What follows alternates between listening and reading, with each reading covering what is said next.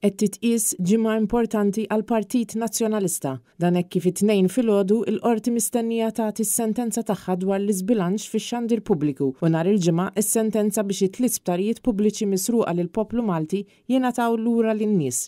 L-ewwel deċiżjoni hi fil-konfront tal-iżbilanċ sfaċċat mill-PBS favur il-Gvern Laburista u kontra l-istess Partit Nazzjonalista fejn ix-xandir pubbliku li hu finanzjat mill-poplu qed jintuża mill-Gvern biex jimbotta l-propaganda tiegħu u biex jimmanipula lin-nies. Din id-deċiżjoni se tingħata mill-Qorti tal-Appell wara li kienet diġà intrebħet mill-Partit Nazzjonalista. It-tieni deċiżjoni hi dwar it-tliet sptarijiet tal-poplu Malti, l-Isptar Ġenerali ta' Għawdex, l-Isptar San Luqa u l-Isptar Kering Grek. Bid-deputat Adrian Delija kien fetaħ kawża sabiex jerġgħu jingħataw lura lill-istess poplu Malti. Fid-dawl ta' dan kollu, minflok il-Gvern Laburista inkluż il-Prim Ministru dak iż-żmien Joseph Muscat u llum Roberta Bela iddifendew l-interessi tan-nies, għażlu li sal-aħħar jibqgħu jiddefendu lil barranin fl-aktar deal korrott fl-istorja minn nies li ma investew xejn minn dak li suppost kien imwiegħed. Kien l-Awditur Ġenerali li fl-analiżi dettaljata li ġiet konkluża sentejn ilu kien ikkundanna dan il-ftehim li oriġinarjament sar ma' Vitals bl-NAO jinnota bosta nuqqasijiet gravi. Dan fil-waqt li mit-taxxa tagħna bqajna noħorġu l-miljuni lil Vitals u lil Stewart Healthcare.